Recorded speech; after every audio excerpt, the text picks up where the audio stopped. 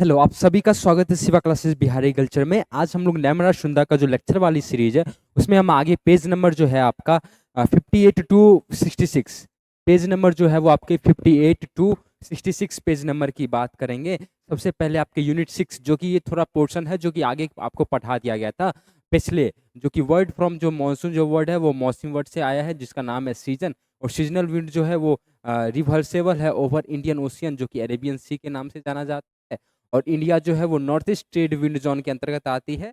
और जो total rainfall जो होता है वो 1194 मिलीमीटर होता है। रेनफॉल का वॉल्यूम जो होता है वो 400 mh मीटर होता है। और रेनी डेज की बात करें तो एक साल में 130 दिन वर्षा होती है। रेनी डे की बात करें 24 घंटा में अप्रॉक्स 2.5 mm से ज़्यादा वर्षा हो जाती है। अब आगे की हम क्वेश्चन के आगे टॉपिक की बात करते हैं। तो पहला हमारा साउथ वेस्ट मानसून है। दो प्रकार के मानसून आपके अंदर पाए जाते हैं, आपके पूरे भारत में पाए जाते हैं। जो हमारा साउथ वेस्ट मानसून है और दूसरा हमारा नॉर्थ ईस्ट मानसून है, जिससे वर्षाएं होते हैं। तो हम इसके बारे में बात करते हुए चलते हैं कि साउथ वेस्ट मानसून जो है जो हमारा रिच होता है साउथ इंडिया में, रिच करता है at coast of Kerala. Kerala में क्या होता है, साउथ वेस्ट मानसून जो होता है वो प्रवेश करता है, पहुंचता है अराउंड 1 जून के आसपास में। ठीक है, एवरी ईयर, हर एक साल के 1 जून तक। अभी देखो जून आ गई है, ठीक है। अभी देख रहे हो कि साउथ वेस्ट में, यानी आप लोग के इधर भी वर्षा स्टार्ट हो गया होगा, ठीक है। नहीं हुआ होगा तो एकदम आंधी, थोड़ा सा हल्का फुल्का वर्षा आराम से स्टार्ट हो जाता है। तो फर्स्ट वीक ऑफ जून के आसपास में हमारा केरला के कोस्ट पे या साउथ इंडिया बात कर लो, वहां पे पहुंच जाती है हमारी साउथ वेस्ट मानसून। और ये मिडिल ऑफ जुलाई तक में हमारे क्या होते हैं, पूरे होल इंडिया में कवर कर जाते हैं द ग्रिप ऑफ रेनफॉल। जैसे अपने लोग के आसपास में देखो जुलाई आने वाला है, ठीक है। और देखो हर एक अपने लोग के इधर भी वर्षा हो जाती है। मेरे इधर कल भी वर्षा हुई है। आई थिंक आप लोग के इधर भी 1-2 दिन में वर्षा हुई है। अगर नहीं हुई है तो कोई दिक्कत नहीं है, आ रहा है आपके सामने भी। तो ये हमारा कौन सा मानसून है होता है, तो साउथ वेस्ट मानसून हो जाता है, ठीक है। Its withdrawal starts from western Rajasthan in 1 सितंबर। ये विड्रॉ होता है, स्टार्ट हो जाता है, विड्रॉ स्टार्ट करता है वेस्टर्न राजस्थान पार्ट से, जो कि 1 सितंबर के आसपास में। To complete withdrawal from the whole country by 15 October. फिर 15 अक्टूबर तक ये उठ जाता है, ठीक है। It moves eight average speed 30 kilometre per hour. ये जो होती है, इसका जो स्पीड होता है वो 30 किलोमीटर पर आवर के आसपास का होता है, ठीक है। चलो उसके बाद it is called a grand period of rainfall in India. और ये पूरा जो पीरियड कहलाता है वो हमारा ग्रैंड पीरियड कहलाता है रेनफॉल का। ये जो होता है कंट्रीब्यूट करता है अप्रॉक्स 75% से ज्यादा टोटल रेनफॉल इन इंडिया। यानी जितना भी रेनफॉल होता है इंडिया में, उसमें 75% तक आपके इस मानसून से होते हैं, साउथ वेस्ट मानसून से होते हैं। In Tamil Nadu the concentration is only 20 to 40%। Tamil Nadu में क्या होता है, 20 से 40% ही हमारा कंसंट्रेशन होता है during south west monsoon, south west monsoon का। Since most of the rainfall is received during south north east monsoon. और तमिलनाडु की बात कर ले तो कंसंट्रेशन में हमारा 20 से 40% तक होता है, वो हमारा साउथ वेस्ट मानसून से होता है। लेकिन जो हमारा मोस्ट ऑफ द वर्षा जो होती है वो रिसीव होती है नॉर्थ ईस्ट मानसून, ठीक है। इन जम्मू कश्मीर की बात कर ले तो the concentration of rainfall during south west monsoon is about 35 to 50%।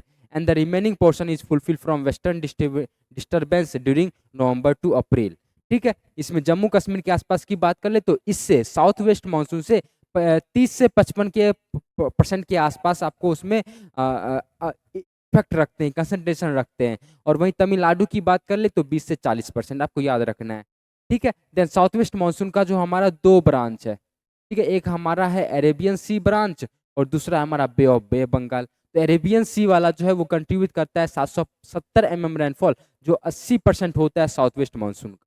और ये हमारा मूव करता है नॉर्थवाद, नॉर्थ के डायरेक्शन में मूव करता है, दिल्ली की तरफ, ठीक है। क्योंकि साउथ से तो दिल्ली की तरफ, तो नॉर्थ की तरफ। Then bay of Bengal, bay of Bengal की बात करें तो ये कंट्रीब्यूट करता है 340 रेनफॉल, जो कि अबाउट 20% के आसपास साउथ वेस्ट मानसून का होता है। और ये मूव करता है असम की तरफ, ठीक है। जो नॉर्थ ईस्ट में पड़ते हैं उस साइड आपके ये उधर मूव करते हैं।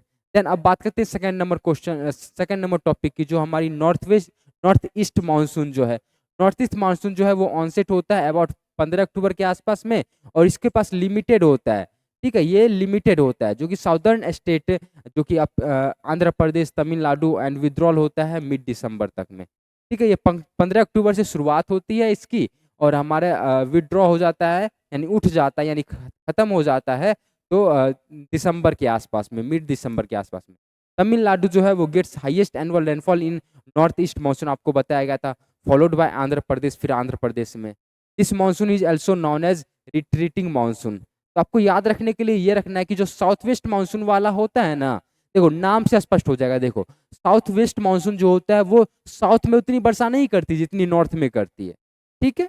और ये विड्रॉ होता है राजस्थान के पार्ट, वेस्टर्न राजस्थान पार्ट से, अप्रोक्स अक्टूबर या सितंबर के आसपास, ठीक है।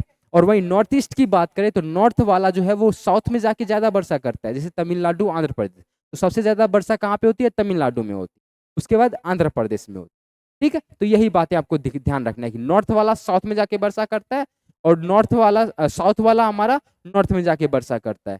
चलो, then it contributes about 50% of the total rainfall in India. चलो, अब वेस्टर्न डिस्टर्बेंस क्या होता है? वेस्टर्न डिस्टर्बेंस ये होता है कि ये मूव करता है west to east. West to east आपका ये वेस्टर्न डिस्टर्बेंस है। तो it is defined as the low pressure और cyclonic circulation in the wind above the surface which moves from the western country to Himalayan mountain, जैसे कि Jammu and Kashmir, ठीक है। ये क्या होता है कि लो प्रेशर क्रिएट करता है जिससे कि साइक्लोन हो जाता है। साइक्लोन का सर्कुलेशन से हमारा ये सरफेस पे मूव करते करते करते घूमते घूमते हमारा वेस्टर्न कंट्री से हमारा किस में चला जाता है? हिमालय के रीजन के हिसाब से, रीजन के तरफ, यानी जम्मू कश्मीर के आसपास की बात कर लो, ठीक है। अब देखो दिसंबर टू मार्च क्या होता है? ये मेन पीरियड होता है जब हमारा वेस्टर्न डिस्टर्बेंस कैरी करता है रेनफॉल को इन नॉर्थ एंड सेंट्रल इंडिया। जैसे कि दिल्ली की बात कर ले तो दिल्ली की तरफ हमारी दिसंबर टू मार्च तक में रेनफॉल हो जाती है, जो कि वेस्टर्न डिस्टर्बेंस से होती है, वो ना कि हमारा साउथ वेस्ट मानसून से होती है, ना कि नॉर्थ ईस्ट मानसून से होती है। ये क्या होता है? वेस्टर्न डिस्टर्बेंस से। और वेस्टर्न डिस्टर्बेंस होता क्या है? एक प्रकार का लो प्रेशर आपका साइक्लोनिक सर्कुलेशन होता है, जो आपके वेस्टर्न कंट्री हैं उसको ले जाके हिमालयन रीजन तक पहुंचाता है, ठीक है। तो इसी से हमारा क्या होता है? दिसंबर के मार्च तक में आपके जो वेस्टर्न डिस्टर्बेंस के द्वारा जो नॉर्थ और साउथ सेंट्रल इंडियन में बात करें वहाँ पे वर्षा स्टार्ट हो जाती है, which are very useful for rabi crop. जो कि हमारे रवि क्रॉप जितने भी होते हैं उसके लिए काफी लाभदायक होता है। इन राजस्थान लोकली नॉन एज मवत, तो हम लोग मावत कहते हैं, ठीक है। राजस्थान में हम लोग इसको मावत कहते हैं, इस प्रकार के वर्षा को। देन ईएल नीनो नाम है। EL Nino is a phenomenon that leads to rise in the ocean temperature start from the coast of Peru and affect Indian monsoon, consequent dry weather and drought। ये क्या होता है? EL Nino जो एक प्रकार का हमारा फेनोमेनन है जो लीड्स करता है rise in the ocean temperature, जो ओशियन का जो तापमान होता है उसमें वृद्धि करता है। वृद्धि करने के बाद मतलब इसमें क्या होता है कि जो भी वृद्धि होती है वो हमारे पेरू से स्टार्ट होते हैं और अफेक्ट करते हैं इंडियन मानसून को, जिससे कि ड्राई वेदर हो जाता है और ड्राउट सुखाड़ की संभावनाएं हो जाती है इससे। Then rivers which utilise maximum flow is Ganga. और इस दौरान जो हमारा रिवर जो है वो सबसे ज्यादा यूटिलाइजेशन करता है मैक्सिमम फ्लो को, तो वो हमारा गंगा है, ठीक है। समझ में आया? पूछा जा सकता है इस प्रकार के ऑप्शन क्वेश्चन कि वैसी कौन सी नदी है जो मैक्सिमम फ्लो यूटिलाइजेशन करती है या मैक्सिमम फ्लो रहती है, तो आपको गंगा, ठीक है, Ganga is the right answer हो जाएगा इसका। इस तरीके से आपको क्वेश्चन भी पूछे जा सकते हैं। अब हम कुछ बातें करते हैं कि जहाँ पे वर्षाएं नहीं हो पाती है, जैसे मैंने आपके बात किया कि ईएल नीनो जो फेनोमेनन होता है उसमें क्या होता है कि सुखाड़ हो जाता है, ड्राई वेदर हो जाता है। तो उस समय हम लोग कई कई जगह पे ना हम लोग आर्टिफिशियल क्लाउडिंग कर देते हैं, आर्टिफिशियल रूप से हम वर्षा कर देते हैं। जैसे फिल्म वगैरह में क्या होता है, अब जो भी सीन आपको देखने को मिलता है वो रियल थोड़ी होता है। अब की वर्षा हो रहा है तो सिर्फ वही वर्षा करवाया जाता है, वो भी आर्टिफिशियल वर्षा करवाया जाता है। एगो बड़का पंपी देश सेठ रहता है, उसमें फोरा फावड़ा दिया रहता है इतना इतना छेद का और वर्षा होता है, फिर बस वही फिल्म शूटिंग होती है, बाकी और जगह नहीं होती है वर्षा, ठीक है। तो इस तरीके से तो सेम उसी प्रकार से हम लोग आर्टिफिशियल रेन मेकिंग करते हैं, यानी उसको हम लोग कहते हैं क्लाउड सीडिंग। तो हम लोग क्या कहते हैं? क्लाउड सीडिंग कहते हैं। यानी बीज, क्लाउड को भी हम लोग बीज बो देते हैं और वहां से वर्षा स्टार्ट हो जाती है। हम इसके फेनोमेनन को अभी पढ़ते हैं। देखिए, application of foreign material to clouds to induce precipitation is called cloud seeding, ठीक है। यानी क्या हो गया, हम लोग क्या करते हैं कि जो भी क्लाउड्स रहती है उसमें वर्षा होती नहीं है, हम लोग इसमें वर्षा डालेंगे। तो कैसे डालेंगे? तो जो भी हमारा फॉरेन जो मटेरियल होता है वो हम डालते हैं क्लाउड्स में, जिससे कि फॉर्म होता है प्रेसिपिटेशन। जब प्रेसिपिटेशन फॉर्म होगी, जब इसमें मॉइस्चर प्रेजेंट होगी, तभी तो वो वर्षा गिरेगी। भारी हो जाती है वर्षा, क्लाउड में देखो क्या होता है, कैसे वर्षा होता है, जब क्लाउड में प्रेसिपिटेशन जो होता है, वो मॉइस्चर जो होता है वो काफी ज्यादा मात्रा में हो जाता है, तो वो अपना साथ छोड़ देता है और जो कि नीचे गिर जाता है, तो नीचे गिरता है तो पृथ्वी पे वर्षा होती है बस। भगवान बरसाता नहीं है। पहले क्या था कहानी कि भगवान एकदम चापाकल चला रहे हैं और नीचे से पानी गिर रहा है, तो हम लोग समझते हैं कि हाँ पानी वर्षा हो रहा है ना, बच्चा लोग में बताया जाता था, लेकिन ऐसा नहीं होता है। देखो क्लाउड्स जो होता है, क्लाउड्स जो होता है उसमें क्या होता है, प्रेसिपिटेशन बना होता है, जब ये खूब ज्यादा हो जाता है तो उसमें से नीचे छोड़ देता है, तो नीचे आपकी वर्षाएं हो जाती है। सेम इसी प्रकार से अगर आर्टिफिशियल रेन मेकिंग की प्रोसेस करें तो इसमें क्लाउड्स में जो कि वर्षा नहीं है, प्रेसिपिटेशन नहीं बना हुआ है, इसको लिए आर्टिफिशियल वर्षा होने के लिए हमको क्या करना चाहिए, इसमें आर्टिफिशियली रूप से प्रेसिपिटेशन बनाना होगा। वही सारी चीजें करते हैं, जो भी हमारा फॉरेन मटेरियल है उसको हम ले जाके हम लोग इसके अंदर डालते हैं, क्लाउड्स के अंदर इंड्यूस करते हैं, जिससे कि हमारा इनिशिएट होता है प्रेसिपिटेशन बनना। उसके बाद हमारा क्या होता है कि क्लाउड सीडिंग कहलाता है, उसके बाद वर्षाएं होती है। तो इस पूरे प्रोसेस को क्या कहलाता है, क्लाउड सीडिंग कहलाता है। और इस पूरे फेनोमेनन को हम लोग क्या कहते हैं, आर्टिफिशियल रेन मेकिंग कहते हैं। तो कोल्ड सीडिंग क्या है, सिल्वर आयोडाइड जो है, यानी क्लाउड सीडिंग होगा, कोल्ड सीडिंग नहीं होगा। क्लाउड सीडिंग जो है सोडियम आयोडाइड जो AgI जो है या और ड्राई आइस जो है वो अप्लाई किया जाता है एक nuchal for a litre of cloud air, यानी जो क्लाउड वाला एयर है उसमें मिलाया जाता है। In dynamic cloud seeding massive quantities of 100 to 1000 nuclei for a litre of cloud air are applied, इसमें अप्लाई किया जाता है। ठीक है, ये हमारा कोल्ड सीडिंग हो गया। और दूसरा हमारा वार्म क्लाउड्स है, जहाँ पे वर्षा जहाँ पे यहाँ पे क्लाउड नहीं होगा, कोल्ड ही होगा। ठीक है, कोल्ड सीडिंग है, क्योंकि वर्षा ठंडी वाली से, यानी हमारे ठंडी से याद रखना है, क्लाउड से, कोल्ड से याद रखना है आपका ड्राई आइस। ठीक है, यहाँ पे सिल्वर आयोडाइड और हमारा क्या है ड्राई आइस, इस दोनों को अप्लाई किया जाता है। इस दोनों में से किसी को या इसको, सिल्वर आयोडाइड को या ड्राई आइस को अप्लाई किया जाता है 1 nuclei 1 litre of cloud air में, जिससे हमारा क्या होता है कि डायनेमिक क्लाउड का सीडिंग हो जाता है, जिससे हमारे वर्षाएं स्टार्ट हो जाते हैं। देन वार्म क्लाउड्स की बात करें, generally used sodium chloride NaCl। Warm clouds की बात करें, अगर वार्म क्लाउड है तो हमारे सोडियम क्लोराइड जो होते हैं वो काफ़ी यूजफुल होते हैं, मतलब अप्लाई किया जाता है। अब हम कुछ वेदर की बारे में बात कर ले तो शॉर्ट रेंज जो होता है वो 3 डेज और अप टू 72 आवर्स के आसपास में होता है। ठीक है, कोई दिक्कत यहाँ तक, कोई दिक्कत नहीं ना।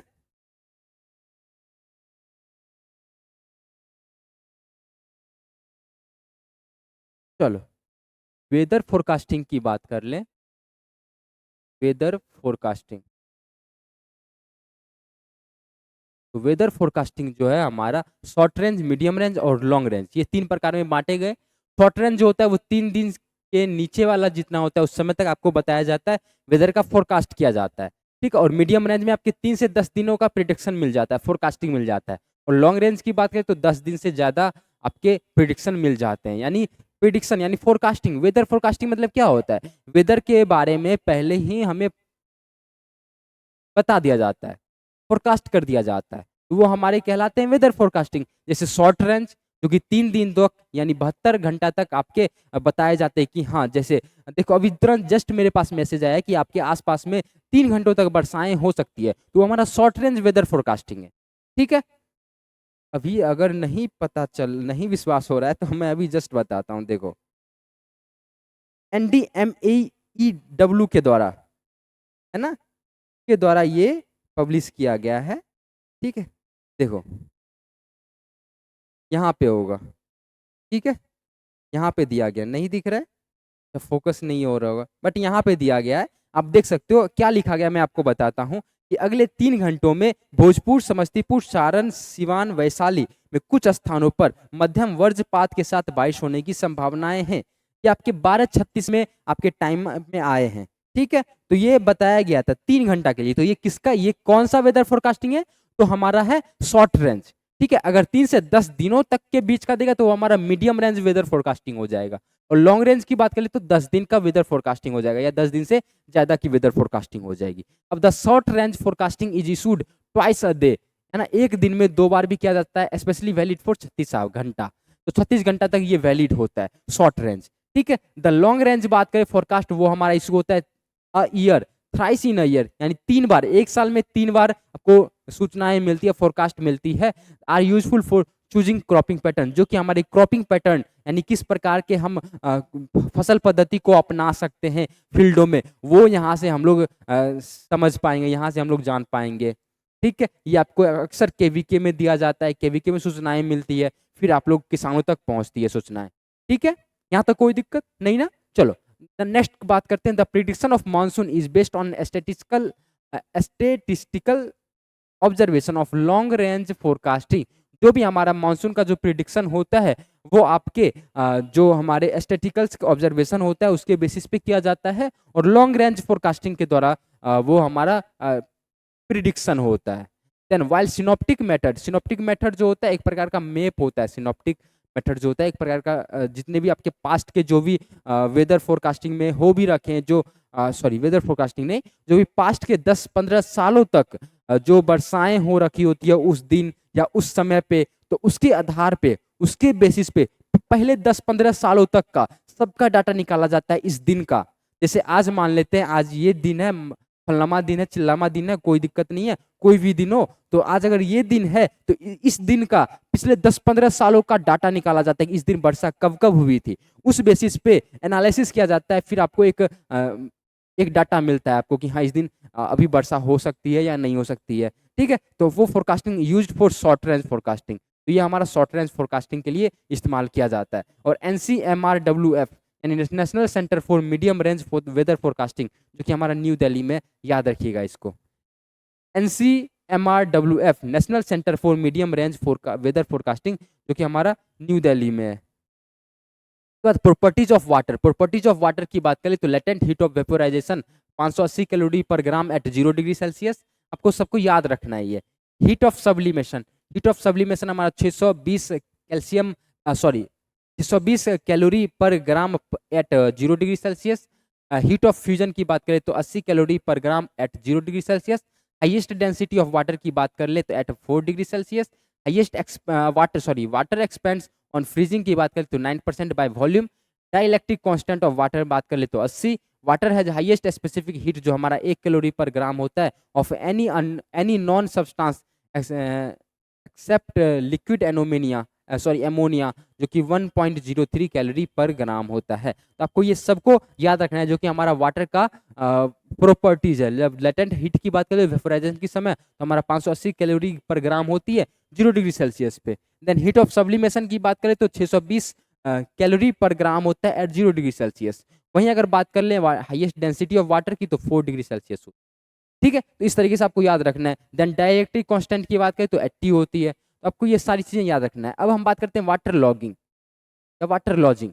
वाटर लॉगिंग क्या होता है? वाटर लॉगिंग क्या होता है? एक प्रकार का सिचुएशन है, एक प्रकार का हमारा सिचुएशन है जो where all the pores both जो मैक्रो पोर्स होते हैं, जो माइक्रो पोर्स होते हैं, वो क्या होते हैं? फील्ड हो जाते हैं वाटर टेम्पोररी और प्राइमरीली। यानी वाटर लॉगिंग क्या होता है? यानी जल की निकासी अच्छी तरीके से नहीं होगी, वो हमारा लॉग हो जाएगा, वाटर हमारा भर जाएगा। जब आप मान लेते हैं आपका बेसिन है, तो बेसिन में जब आपका जो नाला है वो अगर जाम हो जाएगा तभी तो पानी पूरा भर जाएगा। सेम उसी प्रकार से आपके फील्ड में भी होते हैं। फील्ड में क्या होते हैं? मान लेते हैं एक प्रकार सिचुएशन आ गया है जिसमें आपका माइक्रो पोर्स और माइक्रो पोर्स, आपको पता है ये दोनों पोर्स आपके पाए जाते हैं सॉइल्स में। सॉइल में आप जब सॉइल स्ट्रक्चर पढ़ोगे, सॉइल टेक्सचर पढ़ोगे, इसमें आप सॉइल साइंस में आपने पढ़ रखा होगा कि दो प्रकार के पोर्स पाए जाते हैं सॉइल में, एक माइक्रो पोर्स, एक मैक्रो पोर्स। अब ये दोनों में अगर पानी भर जाए, पूरी तरह से भर जाए, तो ये क्या होगा? हमारा वाटर लॉगिंग हो जाएगा। जब जहां से वाटर की निकासी होती है, अगर वही दोनों पोर्स, वही दोनों छेद हमारा बंद हो जाएगा, तो क्या हो जाएगा? पानी वहीं पे इकट्ठा रह जाएगी। तो ये सिचुएशन हमारा क्या कहलाएगा? वाटर लॉगिंग कहलाएगा। यही सारी चीजें लिखी गई है। क्या लिखी गई है? कि a situation where all the pores both macro और micro are filled with water temporarily and permanently. ठीक है, अब डिमेरिट क्या होता है वाटर लॉगिंग का? तो चलिए हम बात करते हैं। रेड्यूसेज बीओडी यानी ऑक्सीजन डिफ्यूजन रेट, ये जो होता है वो रेड्यूस करता है। और रेड्यूस ईएच यानी रेडॉक्स का पोटेंशियल, ये भी हमारा रेड्यूस होता है। Eh of well aerated soil is 400 से 700 MB होता है। Then Eh of water logged soil हमारा कितना होता है? 250 टू -300 MB होता है। डीनाइट्रिफिकेशन की बात करें तो denitrification loss more in water logged soil. Denitrification जो होता है वो loss more in water logged soil. जो वाटर लॉग्ड वाला जो सॉइल होता है उस कंडीशन में जो हमारा डीनाइट्रिफिकेशन होता है वो और भी ज्यादा कम होता है, घटता है, लॉस होता है, नुकसान होता है। ठीक है, इन सबमर्ज सॉइल, जो सबमर्ज सॉइल होता है उसमें क्या होता है कि SO4 जो है वो रेड्यूस होता है to sulphide, that is further reduce to H2S, है ना। सल्फाइड जो होता है वो और भी रेड्यूस हो जाता है, और सल्फेट जो होता है वो और भी रेड्यूस हो जाता है सल्फाइड में, और ये आगे जाके फिर H2S में कन्वर्ट हो जाता है, डेट काउजेज अकीची डिजीज। ये याद रखना है, कोइंची कहते हैं या अकीजिची कहते हैं, तो अकीची डेट हमारा साइलेंट होता है, तो अकीची डिजीज होता है जो कि राइस में होता है due to toxicity of H2S। काफी बार बार पूछा जाता है, बार बार पूछा जाता है अकोइची डिजीज होता है या अकीची कह लो, ठीक है। जेड इसमें साइलेंट होता है, तो अकोइची भी कह सकते हो और अकीची भी कह सकते हो। ये हमारा क्या होता है, एक प्रकार का डिजीज होता है, एक प्रकार का एक प्रकार का सिम्टम्स होता है, एक प्रकार की डिफिशियंसी होता है, जो किसके कारण से होता है, तो हमारा टॉक्सिसिटी ऑफ H2S। याद रखिएगा, ये सीधा क्वेश्चन पूछता है कि राइस में जो अकोइची या अकीची डिजीज होती है वो किसके कारण से होती है, तो हमारा टॉक्सिसिटी ऑफ H2S। H2S जो होता है वो काफी ज्यादा टॉक्सिसिटी हो जाता है, इस कारण से हमारा अकोइची या अकीची डिजीज हो जाता है। अब हम अप्रोच की बात करते हैं, approach of irrigation in scheduling.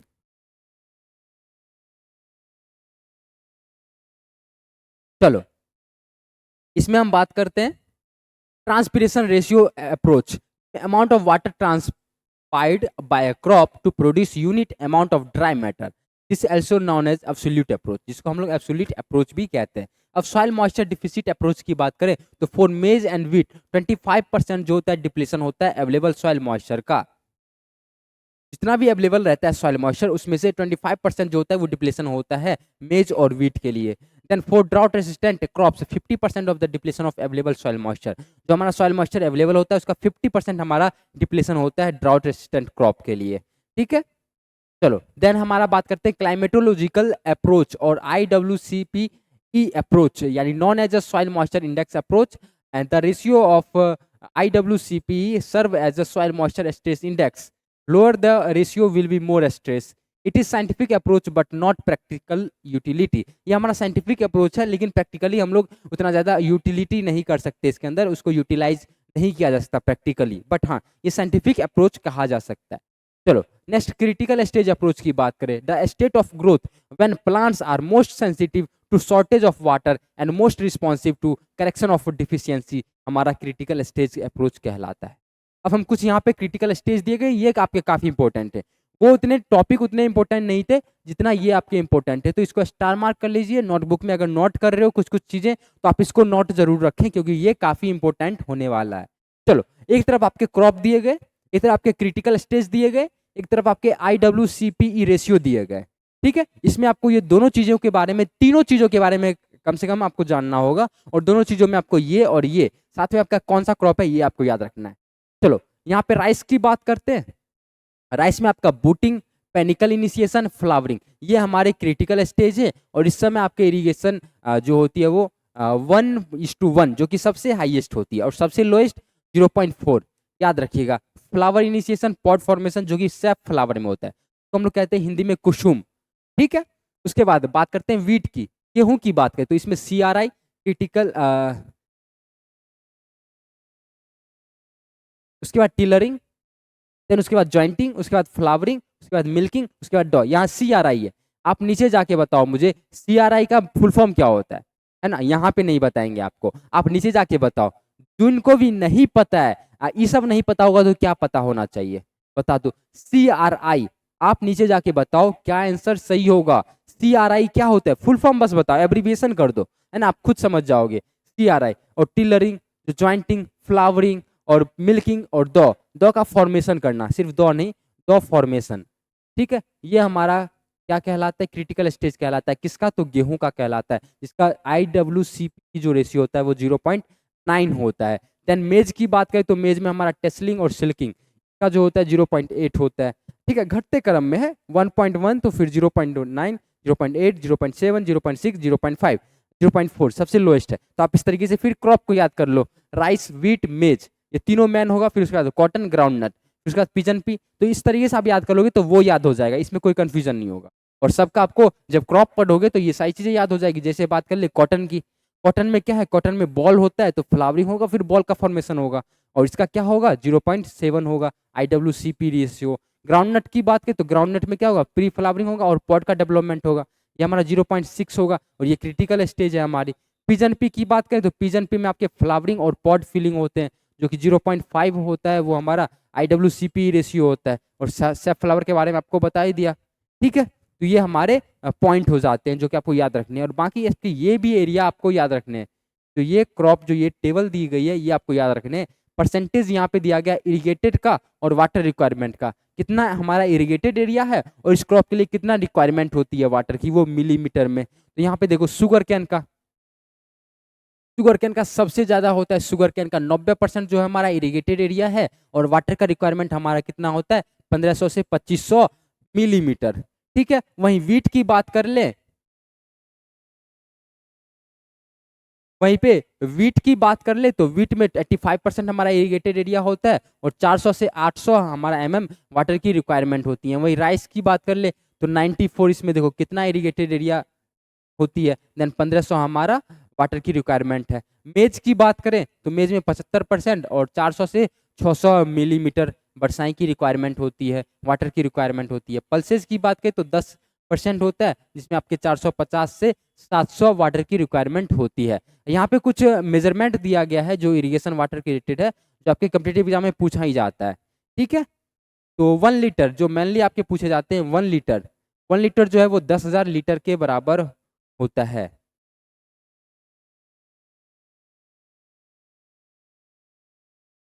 10:4। ठीक है, देन आपके 1 क्यूमिक ये आपके पूछे जाते हैं। ठीक है, तो हमारा 1000 लीटर जो कि 10⁻³ है। ठीक है, आप बुक से प्रीफर करेंगे काफी अच्छे तरीके से, पर वहाँ पे आप समझ पाओगे। मेजरमेंट ऑफ वाटर हाइट की बात करें, यहाँ पे कुछ मिस प्रिंटिंग थी, कुछ मिस टाइपिंग है। ठीक है, कुछ मिस टाइपिंग है तो आपको इसको अच्छे से देख लेना है, या तो मैं डिस्क्रिप्शन में ये पूरा पोर्शन आपको दे दूंगा। ठीक है, चलो measurement of water height, measurement of water height की बात करें तो एक atmosphere equal to 1033 centimetre of water, और एक bar equal to 1020 centimetre of water. Conservation conversion unit की बात करें तो 1 एकड़ इक्वल टू 0.505 हेक्टेयर होता है, और 1 हेक्टेयर इक्वल टू 2.47 हेक्टेयर होता है। काफी इंपॉर्टेंट है, याद रखिएगा इसको, काफी इंपॉर्टेंट है। 1 एकड़ इक्वल टू 0.405 हेक्टेयर, और 1 हेक्टेयर इक्वल टू आपका 2.47 एकड़। काफी इंपॉर्टेंट है, 1 हेक्टेयर वाला तो पूछा ही जाता है।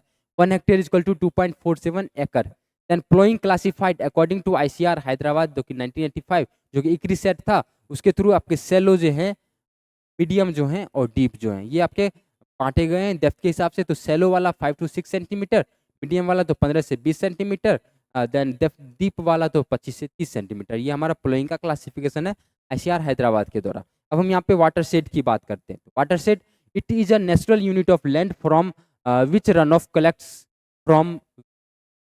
from which runoff collects and ends in a common outlet in a rivers or other water body। उसके बाद क्लासिफिकेशन ऑफ वाटर शेड है, मैक्रो वाटर शेड जो कि 50,000 से ज़्यादा हेक्टेयर के होते हैं, देन सब माइक्रो वाटर शेड जो कि 10,000 से 50,000 हेक्टेयर तक होते हैं, मिनी वाटर शेड जो कि 1,000 से 10,000 हेक्टेयर तक होते हैं, माइक्रो वाटर शेड ये हमारा क्लासिफिकेशन है वाटर शेड का, तो 100 से 1,000 हेक्टेयर होते हैं।